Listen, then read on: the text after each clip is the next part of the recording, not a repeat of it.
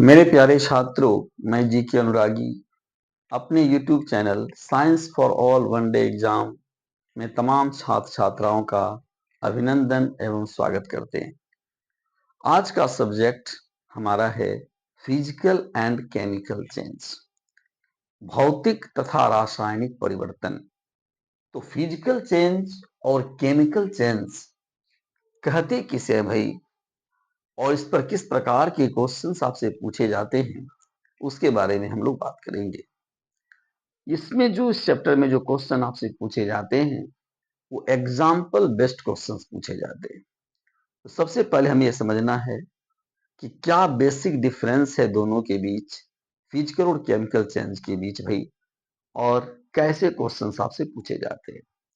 तो चलें हम लोग जो शुरुआत करते हैं। हमारा है फिजिकल चेंज। फिजिकल चेंज एक यानी भौतिक परिवर्तन, यानी ऐसा परिवर्तन जिसमें कि हम प्रतिकारक से प्रतिफल बना लेते हैं और फिर प्रतिफल से प्रतिकारक आसानी से प्राप्त कर सकते हैं। ऐसा जो चेंजेज होगा उसे हम लोग कहते हैं physical change. In physical change reactant convert into product and product easily back into reactant is called physical change. लेकिन रासायनिक परिवर्तन की बात अगर करें भाई, तो रासायनिक परिवर्तन में क्या होता है, हम रिएक्टेंट से प्रोडक्ट तो बनाते हैं लेकिन प्रोडक्ट से रिएक्टेंट हम नहीं बना सकते। कहने का मतलब क्या हुआ भाई, हम ये कह सकते हैं कि इन chemical change reactant convert into product but product can not easily back into reactant, ऐसा बोल सकते हैं। फिजिकल चेंज के बारे में चूंकि हम उसे बैक कर सकते हैं, इसलिए इस प्रकार का जो चेंजिंग होगा भाई वो टेम्पररी चेंज होगा, यानी हम उसे अस्थायी परिवर्तन कहेंगे। यानी फिजिकल चेंज जो होता है एक अस्थायी परिवर्तन होता है, यानी ये टेम्पररी चेंज होता है। जबकि केमिकल चेंजेस जो होता है ये परमानेंट चेंज होता है। यानी परमानेंट चेंज होने का मतलब सबस्टांस की आइडेंटिटी ही बदल जाती है, जबकि फिजिकल चेंज में सबस्टांस की आइडेंटिटी नहीं बदलती, बल्कि उसके जो कुछ भौतिक अवस्थाएं होती हैं उनमें परिवर्तन होता है। जैसे उसकी डेंसिटी बदल जाती है, उसका मतलब है आयतन बदल जाता है भाई, ठीक है, या मतलब हम ये कहें उसकी अवस्था बदल जाती है, इस प्रकार से। लेकिन जो है केमिकल चेंज में सबस्टांस जो है अपनी पूरी आइडेंटिटी को देता है, और ऐसे परिवर्तन में नए सबस्टांस का फॉर्मेशन होता है। इस बात को ध्यान रखना है कि जिसमें नया सबस्टांस बनेगा वो केमिकल चेंज होगा, और जिसमें न्यू सबस्टांस का फॉर्मेशन नहीं होगा बल्कि अवस्था जो है डेंसिटी और वॉल्यूम बदलेगा, उसे हम लोग क्या बोलेंगे भाई, उसे हम लोग फिजिकल चेंज बोलेंगे। ये हमने यहाँ पर लिखा भी है भाई, है कि composition of substance can not change, no new substance are produced. यानी फिजिकल चेंज में न्यू सबस्टांस का फॉर्मेशन नहीं होता, जबकि यहाँ पर जो है न्यू सबस्टांस जो है का फॉर्मेशन होता है। किसमें, हमारे केमिकल चेंज में new substance are form, substance loss their identity. जैसा कि मैंने कहा कि सबस्टांस जो अपनी आइडेंटिटी को खो देता है और नए पदार्थ का निर्माण होता है। ये भी मैंने बताया आपको भाई कि जो फिजिकल चेंज होता है वो टेम्पररी चेंज होता है, जबकि हमारा जो केमिकल चेंज होगा वो अस्थायी चेंज होगा। और मैंने ये भी कहा कि वो भौतिक परिवर्तन आयतन हुआ, घनत्व हुआ, अवस्था, इसमें परिवर्तन होता है भाई।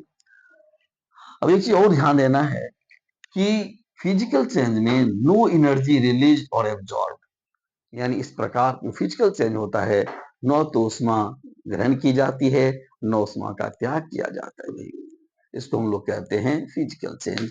जबकि केमिकल चेंज में जो है ना, एनर्जी एब्जॉर्ब भी हो सकता है या रिलीज हो सकता है भाई, ऊर्जा का अवशोषण और निष्कासन दोनों होता है।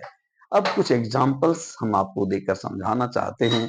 जैसे मान लो भाई, अगर हम आपसे कहें कि हमने आइस को कन्वर्ट कर लिया वेपर में, यानी बर्फ को हमने क्या किया, वाष्प में बदल दिया, ये कैसा चेंजेस होगा मेरे भाई, ये जो है टेम्पररी चेंज है, क्योंकि हम वाष्प को फिर कंडेंस करके हम जो है बर्फ प्राप्त कर सकते हैं।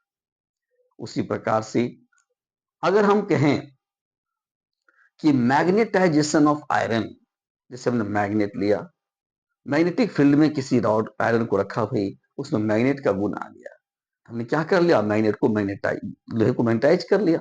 लेकिन आप जानते हो कि अगर हम इसको गर्म कर दें या पीट दें तो जो मैग्नेट का गुण इसमें आया था वो मैग्नेट का गुण क्या हो जाएगा, समाप्त हो जाएगा।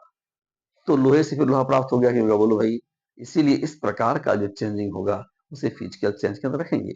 अगर आपसे कहा जाए कि कटिंग ऑफ एप्पल, सेब को हमने काट दिया, बताओ भाई कौन सा चेंज होगा, तो बोलोगे सर फिजिकल चेंज होगा, क्योंकि सेब को काटने के बाद कोई अन्य नए सबस्टांस का फॉर्मेशन नहीं होता। और मैंने बताया आपको फिजिकल चेंज में नए पदार्थ नहीं बनते हैं।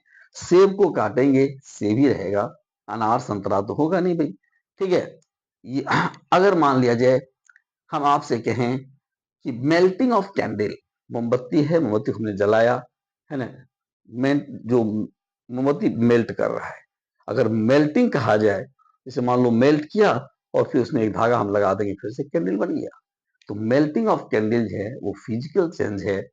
लेकिन अगर यहीं पर आपसे कह दिया जाए बर्निंग ऑफ कैंडल, तो कैंडल का जल जाना, मोमबत्ती का फॉर्मूला आप जानते हो भाई, C25H52 मोमबत्ती का फॉर्मूला होता है। जब तुम इसको जलाओगे तो क्या होगा, कार्बन डाइऑक्साइड और वाटर निकल जाएगा। फिर कार्बन डाइऑक्साइड को हम कहाँ से पकड़ के लाएंगे भाई, तो ये क्या हो जाएगा, परमानेंट चेंज हो जाएगा। यानी burning of candle is is an example of chemical change. उसी प्रकार से अगर हम आपसे कहें कि रस्टिंग ऑफ आयरन, लोहे में जंग लगना, ये कौन सा परिवर्तन होगा भाई, तो लोहे में जंग लगना, चूंकि लोहे से लोहे का ऑक्साइड बन चुका है, बिल्कुल केमिकल चेंज हुआ है ना, तो नए सबस्टांस का फॉर्मेशन हो गया, इसलिए इसको क्या बोलेंगे, केमिकल चेंज बोलेंगे। अगर हम आपसे कहें कि भोजन का पचना, हमने भोजन किया, भात दाल जो भी हमने खाया, अगर वो पच गया भाई, तो वो परमानेंट चेंज होगा, क्योंकि पचे हुए पदार्थ से फिर हम चावल दाल तैयार नहीं कर सकते। तो ये परमानेंट चेंज हो गया, वह कि नहीं बोलिए। उसी प्रकार से conversion of milk into curd, अगर दूध को हम दूध से दही बना लेते हैं, तो क्या हम दही से दूध बना पाएंगे भाई, बिल्कुल नहीं बना पाएंगे। उसी प्रकार से बर्निंग ऑफ पेपर या वुड जो भी है, अगर पेपर जला देते हैं, लकड़ी जलाते हैं, तो ये सब कौन सा चेंज होगा, ये सब जो केमिकल चेंज होगा। मेरे प्यारे भाई है ना, इस चैप्टर से जो क्वेश्चंस आपको पूछे जाते हैं, वेरियस एग्जाम में क्वेश्चंस पूछे जाते हैं। एनडीए में तो निश्चित हर बार है, ये क्वेश्चन है, एक दो क्वेश्चन से एग्जाम्पल बेस्ड क्वेश्चन पूछे जाते हैं। एसएससी, रेलवे, बीपीएससी सब में क्वेश्चन पूछे जाते हैं। इसलिए जो फिजिकल और केमिकल चेंज को समझना बहुत ही आवश्यक है भाई। और मुझे विश्वास है कि आप फिजिकल और केमिकल चेंज समझ गए होंगे। थैंक यू मेरे भाई, गुड नाइट, बाय।